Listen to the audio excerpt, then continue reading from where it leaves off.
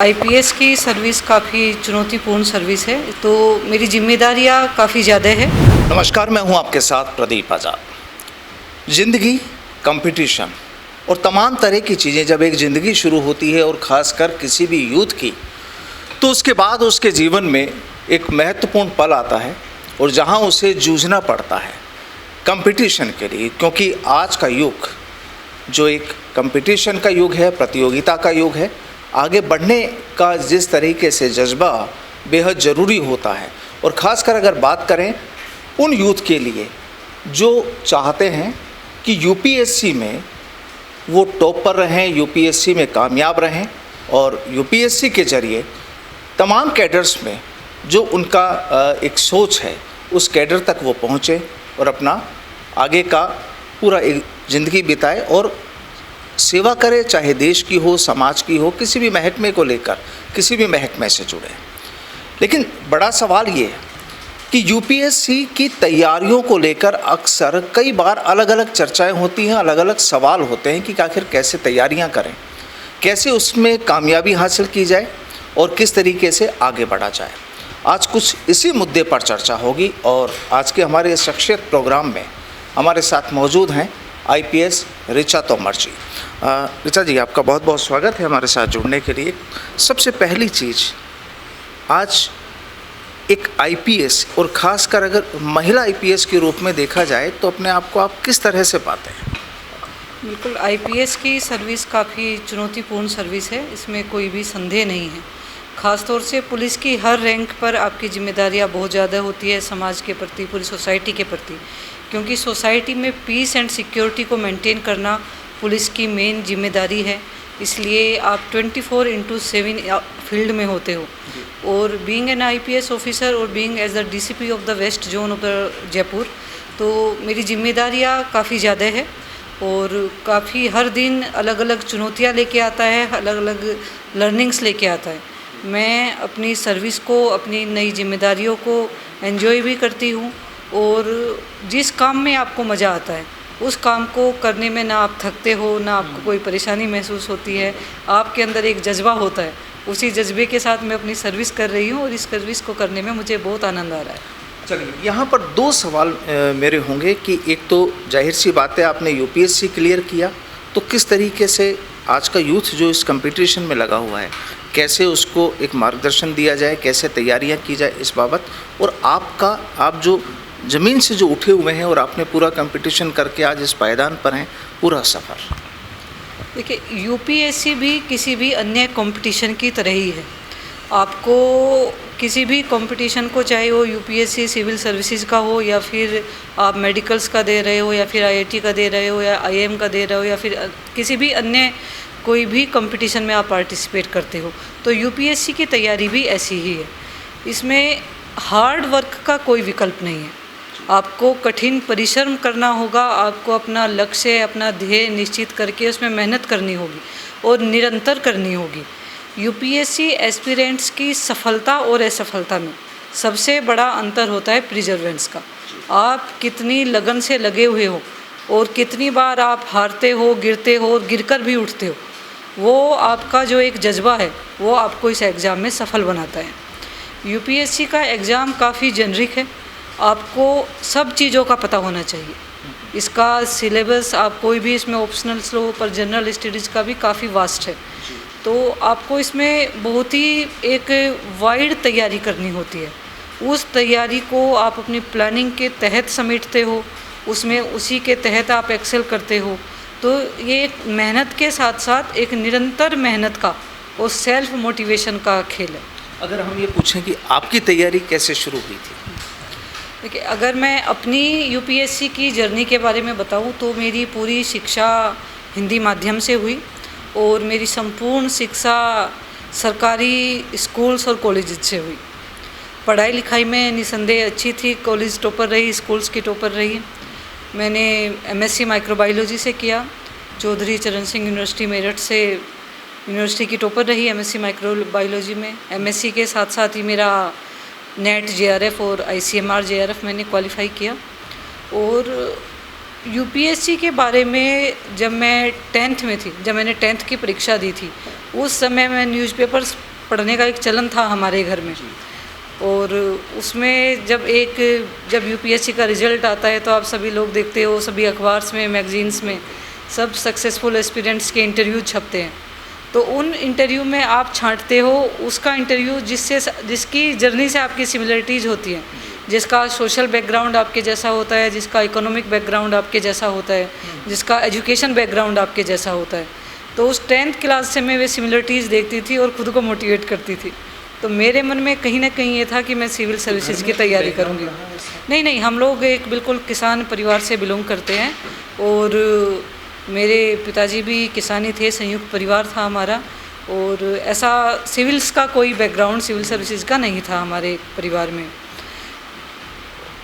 तो आपके अंदर कब किसी इंसान से मिलके उसकी किसी स्टोरी को पढ़ के, सक्सेस स्टोरी को पढ़ के, या आपके आसपास से किस एक चीज़ से आपके बच्चे के अंदर ये आग पैदा हो जाती है, वो आपको पता नहीं चलता। इसमें मेरे पेरेंट्स का बहुत बड़ा हाथ है। न इसलिए नहीं कि भाई आपको सिविल्स करना है, परंतु मेरे ख़ास तौर से मेरे पापा का हमेशा से ये रहता था कि मेरे बच्चों को कुछ करना है, तो कि मेरी बेटी को कुछ करना है। तो उससे आपके अंदर आता है आप एक स्वप्न देखते हो, एक सपना। जो माँ बाप का सबसे बड़ा रोल है अपने बच्चे को आप उसको उसके पंखों को उड़ान देना कहिए, या फिर ये कहिए कि वो कोई ड्रीम देखे, उसका अपने ज़िंदगी को लेके वो कोई लक्ष्य निर्धारित करे और उसकी सोच को बड़ा करे। क्योंकि सोच के लिए उस पर कोई अंकुश नहीं होता, उस पर आपके सोचने पे, आपके सपने पे आप कुछ भी देख सकते हो, उसमें आपकी कोई बाउंडेशंस नहीं होती है। उसमें रोल होता है आपके पेरेंट्स का कि वे आपके विज़न को कितना बड़ा करते हैं। वो कुछ पेरेंट्स अपनी बेटियों को कहते रहते हैं कि इसको अगले घर जाना है, इसको चूल्हा चौका सिखाइए, तो उस बच्चे का विज़न इतना ही छोटा हो जाता है। कुछ पेरेंट्स अपने बच्चे को कहते रहते हैं कि आपको परिवार का जो बिज़नेस है इसी को आगे लेके जाना है, तो उसकी जो सोच, उसकी जो इच्छाएं होती है वो वहाँ तक सिमट जाती है। और कुछ पेरेंट्स अपने बच्चे को कहते हैं कि तुमको कुछ करना है तो पूरा आसमान आपका है, आपको निर्धारित करना है कि आपको क्या करना है और आपको कुछ करना है। तो इसमें पेरेंट्स का बहुत बड़ा रोल होता है। तो 10th क्लास से मैंने सोचा था कि मैं सिविल्स की तैयारी करूँगी, पर जैसी हमारी सामाजिक परिस्थितियाँ थी तो उसमें ऐसा नहीं था कि मैं 10th से ये कहूँ कि भाई मुझको CSE का एग्ज़ाम देना है, वो एग्ज़ाम देना है जिसके बारे में मुझको बेसिक्स जानकारियाँ भी नहीं थी, बस एक इच्छा थी कि मुझको करना है। उसके बाद आप 12th करती हूँ, मैं ग्रेजुएशन करती हूँ। बहुत से लोग पूछते हैं कि जब आपने इतना अर्ली सोचा था तो आपने PG तक क्यों किया। इवन MSc क्वालिफाई करने के बाद में मेरा JRF हुआ, मैंने PhD ज्वाइन की, तो मैं एक PhD स्कॉलर थी जब मैंने अपना सिविल्स की तैयारी स्टार्ट की। तो उसकी कहानी ये है कि वे है आपकी परिस्थितियाँ। आप स्वप्न तो देख सकते हो, परंतु जब आप उसको रियलिटी में उसको वास्तविकता में बदलना चाहते हो, तब आपको रियलिटी में आना पड़ता है, ख्वाबों से निकल के ज़मीन पर आना पड़ता है। तब आप देखते हो कि भाई मेरे पास इतने रिसोर्सेज है क्या हमारे पास में। और उसमें भी ये क्या कि हम 5 बहनें और सबसे छोटा हमारा भाई है, और उसमें हमारा एक संयुक्त परिवार था काफ़ी बड़ा। हम लोग 11 कजिन्स थे जो एक साथ में रहते थे। तो पेरेंट्स के पास रिसोर्सेज कम थे, तो ऐसा नहीं था कि सारे रिसोर्सेज आपके एक बच्चे पे लग जाएंगे जिसने अभी 10th ही पास किए। वो उसको पेरेंट्स को भी नहीं पता कि भाई आपके बच्चे की क्या योग्यता है, क्या नहीं है। जीवन के आप विभिन्न एग्ज़ाम्स देते हो तब तो आपको पता लगता है, आपको स्वयं को भी पता लगता है और आपके पेरेंट्स को, आपके आसपास को भी पता लगता है कि आपके बच्चे में क्या प्रतिभा है और उसके अंदर क्या लगन है, क्या जुनून है, और वो अपना जो स्वप्न लेके चल रहा है उसके प्रति उसकी कितनी प्रतिबद्धता है, वो उसके लिए किस हद तक जा सकता है। तो इसलिए मैं MSc तक गई, और MSc के बाद जब मुझको JRF मिलने लग गया तो एक तरीके से सेल्फ रिलायंट में हो गई। तो पूरी की पूरी मेरी तैयारी, पूरी की तो मेरी जो जर्नी है, मैं कहती हूँ गवर्नमेंट स्कीम से फाइनेंस्ड है। सरकारी स्कूलों कॉलेजेस से मैं पढ़ी, सरकार से जो मुझको स्कॉलरशिप मिली उससे मैंने अपनी PhD की, उससे मैंने अपनी तैयारी आरंभ की। मेरी जो पुस्तकें खरीदी गई, मैंने जो टेस्ट सीरीज ज्वाइन की, उसमें सरकारी स्कॉलरशिप का बहुत बड़ा हाथ है। तो मैं अपनी जर्नी में बच्चों को, ख़ास तौर से वे बच्चे जो रूरल बैकग्राउंड से बिलोंग करते हैं, और उसमें भी मोस्टली जो लड़कियां हैं क्योंकि कहीं ना कहीं अभी भी हमारे समाज में ये सोच रहती है कि लड़की को पहले अपने आप को कहीं ना कहीं प्रूव करना पड़ता है। एक चाहे उनके पेरेंट्स के मन में इच्छा हो, हर पेरेंट्स के मन में होती है, मैं मानती हूँ।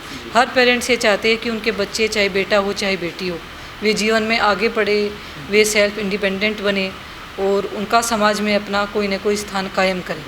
परंतु अगर उनके पास में चॉइस होती है तो आज भी ज़्यादातर पेरेंट्स बेटे को प्रीफर करते हैं कि अगर दोनों में से एक कुछ बन सकता है, दोनों में अगर समान प्रतिभा है और उनके पास बहुत ही लिमिटेड संसाधन है, तो वे बेटे में इन्वेस्ट करना प्रीफर करते हैं। बिल्कुल, ये हकीकत है। हाँ, ये मैं बिल्कुल एकदम आपको ज़मीनी हकीकत से ही बता रही हूँ, क्योंकि उस माहौल को वहाँ पर मैं पली बड़ी हूँ, तो मैं वहाँ की साइकोलॉजी को भी बहुत अच्छे से समझती हूँ। तो इसमें उन बच्चों को जिनके पास में लिमिटेड रिसोर्सेज है, उनको तुलना छोड़कर एक दूसरे से तुलना नहीं करनी चाहिए, ये नहीं सोचना चाहिए।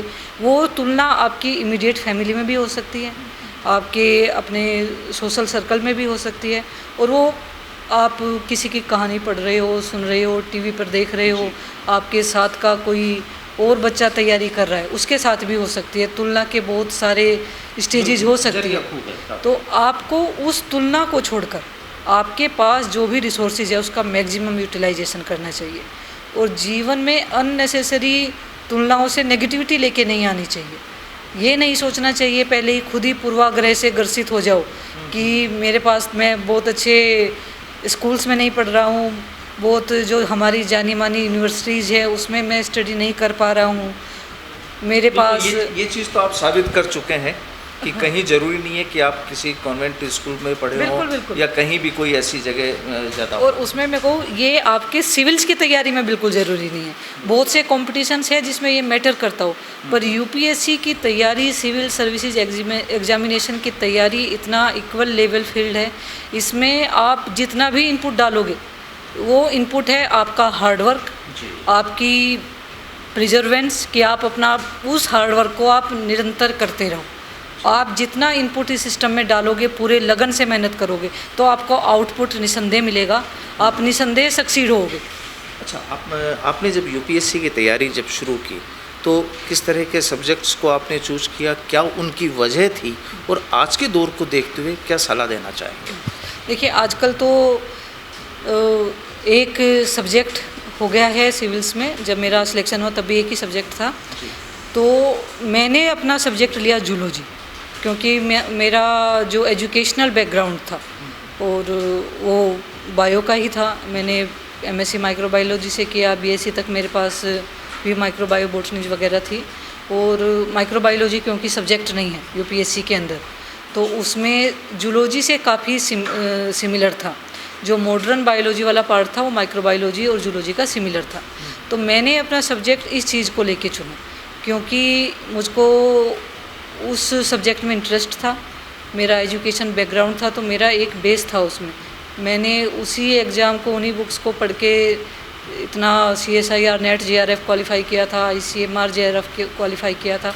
तो मेरा एक विश्वास था उस सब्जेक्ट पर कि इससे मुझको सिलेक्शन दिला सकता है। तो सब्जेक्ट चुनने में बहुत सावधानी रखनी चाहिए। आपको अपने इंटरेस्ट का सब्जेक्ट चुनना चाहिए। सब्जेक्ट चुनना एक कमिटमेंट हो जाता है सिविल्स में।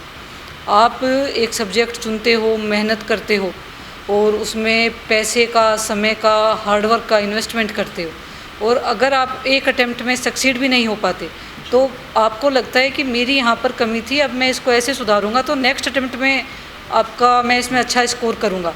तो सब्जेक्ट आदमी बहुत इजीली चेंज नहीं करता एक बार चूज होने के बाद में। आप बार बार इम्प्रोवाइज करके अपनी स्ट्रेटजी बार बार अटेम्प्ट देते रहते हैं। जब आप सब्जेक्ट चुनते हैं तो बेहद सावधानी रखनी चाहिए।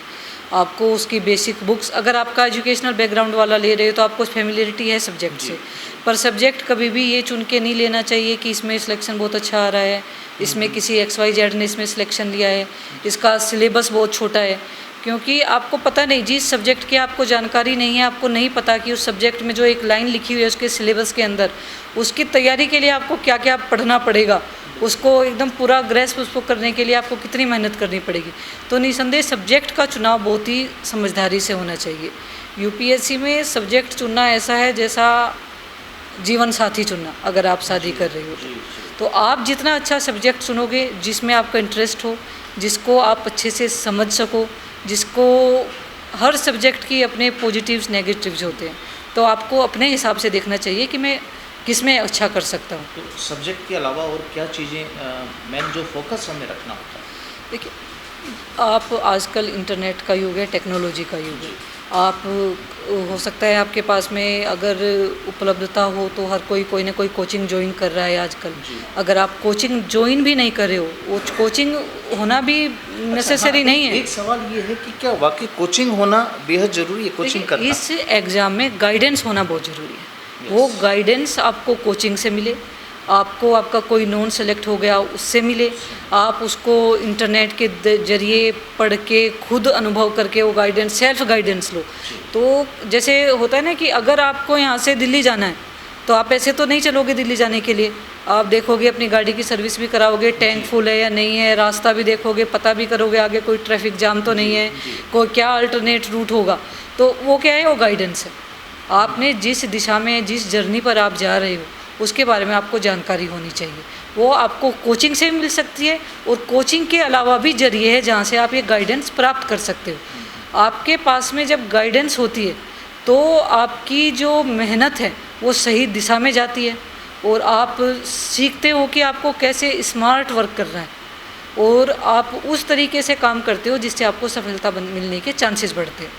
अब इसमें मैं आपको एग्जांपल दूं कि आप जैसे जनरल स्टडीज़ है, जनरल स्टडीज़ के भी बहुत सारे सब पार्ट्स होते हैं। अब आपने एक सब्जेक्ट उठाया पॉलिटी, तो आप पॉलिटिकल अपने इसमें पॉलिटी के ऊपर देखोगे तो बहुत सारी बुक्स है और आपने एक्स से पूछा, दूसरे से पूछा, तीसरे से पूछा, सबने आपको कुछ अलग अलग बुक्स बता दी, तो आपके एक सब्जेक्ट के भी आपके पास 6-7 किताबों का एक पुलिंदा बन गया। उसमें हर बुक्स महत्वपूर्ण है, उसको पूरा आप चाहे उसको लक्ष्मीकांत पढ़ रहे हो, डी वासु पढ़ रहे हो, कुछ भी पढ़ रहे हो, तो हर चीज़ महत्वपूर्ण है। परंतु अगर आप 6 किताबों को एक बार पढ़ रहे हो, उससे अच्छा है कि आप एक अच्छी बुक लो, उसको 6 बार पढ़ो। तो ये चीज़ होती है गाइडेंस। आपको लोग बताएंगे कि भाई आप ये ओल्ड NCERTs पढ़िए, ये कीजिए, तो ये छोटी छोटी गाइडेंस, ये आप जब इस समुद्र में उतर जाते हो तो आप इसमें बहुत सारे लोग मिलते हैं जो आपको अच्छी गाइडेंस भी देते हैं, आप अलग पुराने एक्सपीरियंस से मिलते हो, पर कंफ्यूज नहीं होना है। कंफ्यूज नहीं है, आपको अपना स्टडी मटेरियल बहुत लिमिटेड रखना है और ये सारी चीज़ें आप गूगल करोगे तो भी आपको पता लग जाएगी। आप 10 लोगों का इंटरव्यू देखोगे तो उसमें भी ये चीज़ें बार बार रिपीट होगी, तो आपको इसमें कंफ्यूज नहीं होना है। ये नहीं सोचना है कि ये 5% इस किताब में नहीं, इस किताब में, तो उस 5% के लिए बहुत ज़्यादा मेहनत करने के बजाय जो 95% आपका एक बुक से कवर हो रहा है उसमें आप 6 बार मेहनत कर लीजिए। उस 95% से अगर कोई एग्ज़ाम में आ गया वो नहीं आपका छूटना चाहिए। बिल्कुल। तो ये एग्ज़ाम है सेल्फ इवेल्युएशन का। कुछ इंटरव्यू के लिए कोई आपका एक्सपीरियंस आपका भी रहा होगा? देखिए, बिल्कुल, इंटरव्यू पर्सनैलिटी टेस्ट होता है और UPSC की पूरी प्रिपरेशन का सबसे सब्जेक्टिव पार्ट होता है, क्योंकि सामने जो बोर्ड बैठा है वो आपको किस तरीके से जज कर रहा है और आप अगर 2 बार इंटरव्यू दे रहे हो तो सेकंड बोर्ड आपको किस तरीके से जज कर रहा है, उसमें भी आपके मार्क्स में बहुत फ्लक्चुएशन हो जाता है। तो UPSC के इंटरव्यू के लिए अगर आप तैयारी करने के लिए मेरा सुझाव तो ये है कि आपका सबसे पहला तो है मीडियम, आप किस मीडियम में इंटरव्यू दोगे, तो जिस भाषा में आप कंफर्टेबल हो आपको वो भाषा चुननी चाहिए, चाहे वो आपकी हिंदी हो चाहे इंग्लिश हो। आपको एक इस चीज़ में नहीं जाना चाहिए कि अगर मैं इंग्लिश में इंटरव्यू दूंगा तो मुझको अच्छे मार्क्स मिलेंगे, आपको हिंदी में इंटरव्यू दूंगा तो मुझको ख़राब मार्क्स मिलेंगे। ऐसा नहीं होता, ऐसा नहीं होता। और मैं कहती हूँ अगर आपको ऐसा लगता भी है, अगर आप ऐसे कुछ लोगों से मिले हो जिन्होंने आपको ऐसा कहा है, तो भी आपको ऐसा नहीं चुनना चाहिए, क्योंकि आप खुद को, ये तो कम्युनिकेशन है, आप उसी चीज़ में कम्युनिकेट बेटर वे में कर पाओगे जो आपकी जिस भाषा में आप कंफर्टेबल हो, पकड़ होगी। जब आप इंग्लिश में कंफर्टेबल ही नहीं होगे तो आप उस तरह से कम्युनिकेट नहीं कर पाओगे वहाँ पर। तो आपको वो सबसे पहले तो आपको मीडियम वो चुनना चाहिए जिसमें आप कंफर्टेबल हो। और इंटरव्यू की आपको प्रिपरेशन करनी चाहिए। इंटरव्यू को आपको बिल्कुल ऐसा भी नहीं सोचना चाहिए कि भाई आप ऐसे ही चले जाओ वहाँ पर। आपका जो डेफ बनता है, डिटेल्ड एप्लीकेशन फॉर मेंस का जाता है, उसमें आपने जितनी भी चीज़ें भेजी है वहाँ पर, उन सब चीज़ों पर आपकी तैयारी होनी चाहिए। जैसे मैं मैं लिखती हूँ उसमें कि मेरे पिताजी किसान हैं, तो आज के समय भारत में फार्मर्स की क्या समस्या है आपको पता होना चाहिए। जी। फार्मर्स के लिए क्या रिफॉर्म्स गवर्नमेंट लेके आ रही है, उसमें आपका खुद का क्या ओपिनियन है वो आपको पता होना चाहिए। आप जिस एरिया से बिलोंग करते हो वो एरिया किस चीज़ के लिए फेमस है, उस एरिया की पर्टिकुलर क्या समस्याएं है, ये आपको पता होना चाहिए। और अगर फार्मर्स की आप बात कर रहे हैं तो सवाल ये भी हो सकता है कि वहाँ की जो लैंड है वहाँ वो किस लिए फेमस है। वो हर चीज़ में यूपीएससी का इंटरव्यू ऐसा है जैसे आप जो बोलोगे नेक्स्ट क्वेश्चन आपका उसी में से आएगा, तो आपको बहुत संभल कर बोलना चाहिए, आपको हर चीज़ को बहुत अच्छे से तैयार करना चाहिए और आपको कॉन्फिडेंट रहना चाहिए वहाँ पर। क्योंकि अगर आपको कुछ नहीं पता तो भी आपको ये कहने में कोई झिझक नहीं कि आप उस बारे में नहीं जानते, आपको ब्लफ करने की कोशिश नहीं करनी चाहिए। अगर आप कुछ नहीं जानते हो, आपको स्पेशली फैक्ट्स हो सकता है आपको याद ना हो, तो आपको ब्लफ नहीं करना चाहिए। और वे कहीं ना कहीं आपका पर्सनालिटी का जजमेंट होता है, कोई चीज़ आपकी पर्सनालिटी में उनको ऐसा लग जाता है कि आपने ब्लफ किया तो उनको लगता है कि तो इसकी इंटेग्रिटी डाउटफुल है। जो भी बोर्ड के 4-5 मेंबर का बोर्ड बैठा रहता है उसमें से वे आपकी पर्सनालिटी को लेके ओपिनियन बनाते हैं। कंप्लीट एक्सपीरियंस होल्डर और बिल्कुल वे एक चीज़ को पकड़ने वाले लोग होते हैं और हर आदमी ओपिनियन बनाता है। जैसे आज मैं आपसे मिली, हम लोगों की पहली मुलाकात है, जब से मैं आपके ऑफिस में एंटर किया होगा तब से हम लोगों ने बातचीत शुरू होगी, तो इसी छोटी सी मुलाकात से आप मेरे बारे में ओपिनियन बनाओगे। तो आप खुद को कैसे कंडक्ट करते हो, क्या बोलते हो, उस बारे में हर कोई ओपिनियन बनाता है, एक ह्यूमन टेंडेंसी है। और वो तो बोर्ड ही आपको जज करने के लिए बैठा हुआ है। बिल्कुल, आपको उनका टास्क ही वही है वहाँ पर। तो आपको पूरी तरीके से तैयार होके जाना चाहिए। तैयारी के बाद विद कॉन्फिडेंस आप जिस मीडियम में कंफर्टेबल हो उसमें आपको इंटरव्यू देना चाहिए। जो चीज़ें आपको नहीं आती उस पर आपको एक्सक्यूज़ कर लेना चाहिए और पॉजिटिव अप्रोच से जाओगे तो सब कुछ पॉजिटिव ही होगा।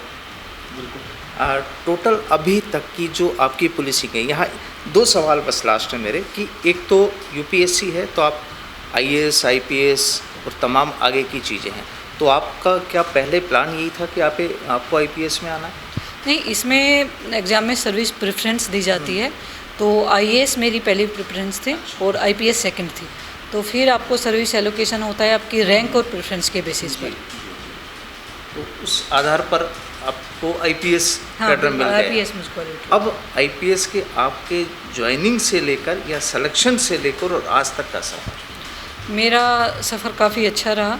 जैसे कि मैंने पहले भी बताया कि ये सर्विस ऐसी है कि आप हर दिन नई चुनौतियाँ देखते हो इतने, और ऐसा आपका पब्लिक इंटरफेस होता है, आप इतने लोगों को सुनते हो, और ऐसी एकमात्र सर्विस है जिसमें आप पब्लिक को बहुत रिलीफ अपने ही एंड पर दे पाते हो। आपका छोटा सा इंटरवेंशन सामने वाले के लिए बहुत बड़ा रिलीफ होता है। और अब तक का मेरा सफ़र काफ़ी संतोषजनक रहा, काफ़ी मेरे लिए खुद के लिए काफ़ी सेटिस्फाइंग रहा।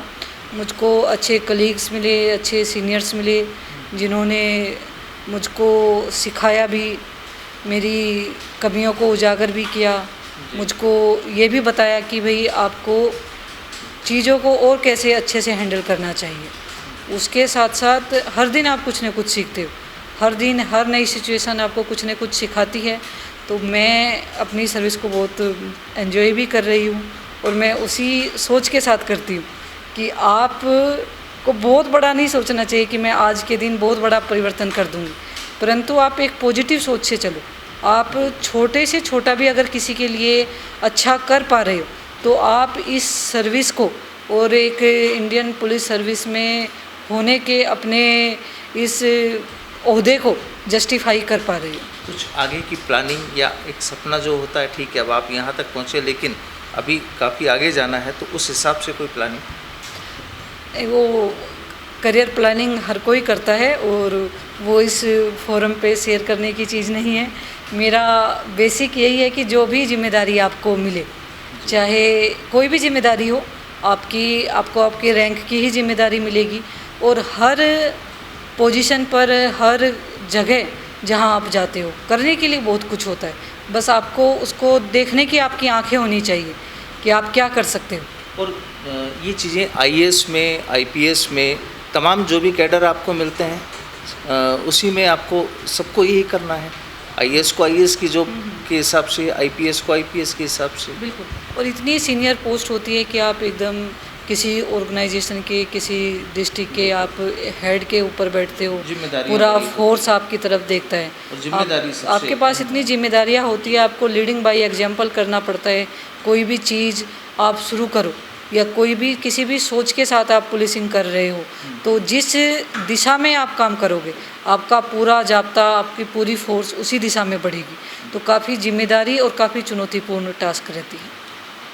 तो कुल मिलाकर देखिए, शुरू हमने बात की थी कंपटीशन तैयारियों से, तो वो चीज़ें आपने सुनी कि कहीं कोई ज़रूरी नहीं है कि आप इंग्लिश मीडियम में हैं या हिंदी वाला क्लियर नहीं कर पाता, या केवल कॉन्वेंट वाले पढ़ते हैं और सरकारी स्कूल वाले कामयाब नहीं हो पाते हैं, ऐसा भी नहीं है। ये पूरा जो सफ़र ऋचा जी का जो सफ़र रहा वो आपने भी सुना, लेकिन बड़ी एक जो अहम जो चीज़ थी कि हम 6 किताबों को पढ़ने की जगह अगर एक किताब को 6 बार पढ़ लें तो जाहिर सी बात है कि फिर कोई चीज़ आपसे मिस नहीं हो सकती, आप उसे भूल नहीं सकते। और पकड़ कहने का मतलब किसी भी सब्जेक्ट में जो आपका सब्जेक्ट है वहाँ पर आपकी पकड़ होती है।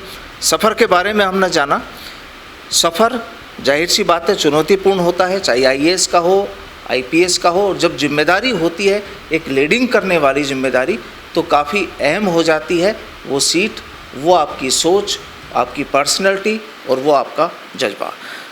तो ऋचा जी बहुत बहुत शुक्रिया हमारे साथ जुड़ने के लिए, अपने अनुभव साझा करने के लिए।